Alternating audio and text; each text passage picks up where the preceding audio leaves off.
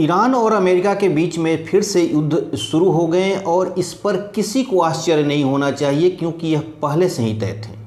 क्योंकि जो युद्ध विराम का जो मसौदा तैयार किया गया था, उस मसौदे में इतनी कमियां थीं, इसलिए ये स्पष्ट था कि युद्ध दोबारा होगा।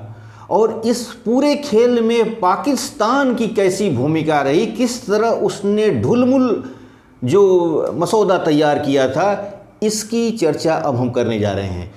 देखिए, ये लड़ाई पहले से तय थी, क्योंकि जब शांति समझौता जून में हुआ था तो उसके कुछ मसौदे ही इस तरह तैयार किए गए थे ताकि कन्फ्यूजन बरकरार रहे।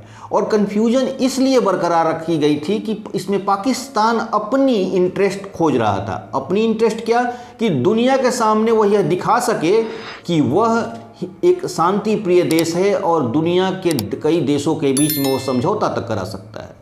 और इसी क्रेडिट लेने के चक्कर में उसने मसौदा में ऐसी ऐसी कमियों को छोड़ा जिसकी वजह से आज फिर से स्ट्रेट ऑफ हॉर्मुज और ईरान पर हमले हुए।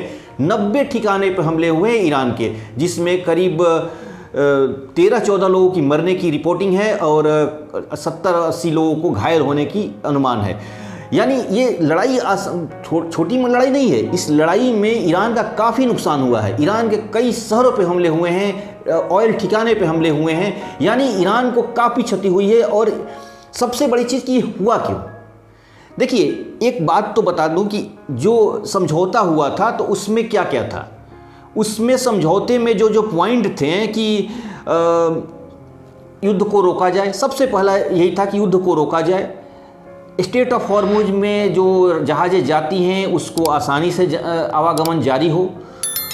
दूसरी बात कि परमाणु कार्यक्रम जो हैं उनके उस पर बातें हों। कुछ अमेरिकी प्रतिबंधों को ढील दिया जाए।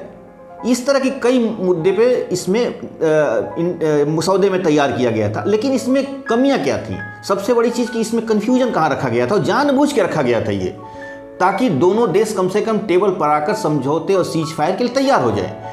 देखिए, इसमें जो सबसे जो विवादित मुद्दा था कि युद्ध विराम कब माना जाएगा। यानी आपने 60 दिनों का जो मोहलत दिया था, ये कब से चालू होगा। एक तो कन्फ्यूजन यही थी। दूसरी बात कि प्रतिबंध हटाने की बात थी, लेकिन ये कब। अमेरिका कहता है कि हम इसको चरणबद्ध तरीके से धीरे धीरे करेंगे। ईरान कहता था कि नहीं, तुरंत करिए।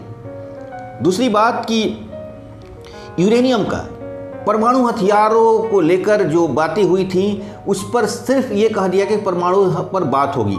अमेरिका का कहना था कि आप तुरंत रोकिए। ईरान कहता था नहीं, इस पर कोई बात ही नहीं हुई। इस एग्रीमेंट में तो ये बात हुई कि इस पर हमें आगे धीरे धीरे हम बात करेंगे। ये बातें हो गई। दूसरी चीज़ कि स्ट्रेट ऑफ हॉर्मुज पर अधिकारों को लेकर ईरान चाहता है कि भविष्य में हमारी कंट्रोल इस पर बना रहे, और अंतर्राष्ट्रीय समुद्री कानून तो ये कहते हैं कि ऐसा नहीं, समुद्र में सब कोई आना जाना है, उस लगा ही रहेगा। लेकिन ईरान अपना इस पर कंट्रोल यानी एक हथियार के रूप में इस्तेमाल कर रहा था। और कल उकसाने के लिए, क्योंकि इस टेबल पे बातचीत हो ही नहीं रही थी, टेबल पर सिर्फ हंगामा हो रहा था। यानी अमेरिका कहता था परमाणु हथियार तुम छोड़ो, ईरान इसके लिए तैयार नहीं था। स्ट्रेट ऑफ हॉर्मुज पर यह कहता था कि हमारा कंट्रोल होगा, अमेरिका इसके लिए तैयार नहीं था। इसके लिए कतर और सऊदी अरेबिया के 3 जहाज़ों पर ईरान ने हमला कर दिया, और हमला का नतीजा हुआ कि पलटवार अमेरिका की तरफ से हुआ और अमेरिका ने हमले कर दिए। देखिए, ये लड़ाई तो तय थी, इसमें कोई दो राय नहीं था, क्योंकि ये इसका पूरा ढुलमुल रवैया ही था। पाकिस्तान अपनी क्रेडिट लेने की कोशिश कर रहा था कि दुनिया में हमें एक शांति प्रिय देश मान लिया जाए, क्योंकि उसको आतंकवादी का लेबल लगा हुआ है। ये तो एक समस्या थी। तो अब देखिए, यहाँ पर ईरान एक तरह से गलत था। एक बात कि ये तीनों जहाज जो जा रहे थे वो ओमान के रास्ते से जा रहे थे, यानी ओमान के तट से होके जा रहे थे, उस पर इसने हमला कर दिया। जबकि वो कह रहा था कि नहीं, हमारे तट से होके जाना है, यानी हमारे ईरानी एरिया से होके आपको जाना है, और जाना ही नहीं है, हमारी परमिशन भी लेना है। तो जब सीज फायर हुआ, सबको गमन की बातें कर दी गई हैं, तो फिर इस पर हमले तो नहीं करने चाहिए थे, लेकिन उसने किया। देखिए, ये हमला तो एक बहाना था। असली बात ये थी कि जो जो मुद्दे पर बातें हो रही थी उस पर सहमति थी ही नहीं। तत्कालिक रूप से एक तरह से टेबल पर लाने के लिए हल्का सा उसमें इशारा दे दिया गया था और बिल्कुल ढुलमुल रख दिया गया था जितने MOU था। अब इसमें देखिए ईरान कब भी तैयार नहीं हुआ कि उसके परमाणु हथियार उसको न मिले।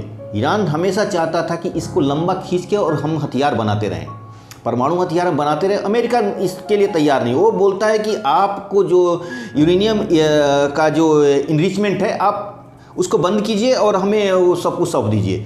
ये इसके लिए ईरान तैयार नहीं था, ईरान इसके लिए तैयार नहीं था।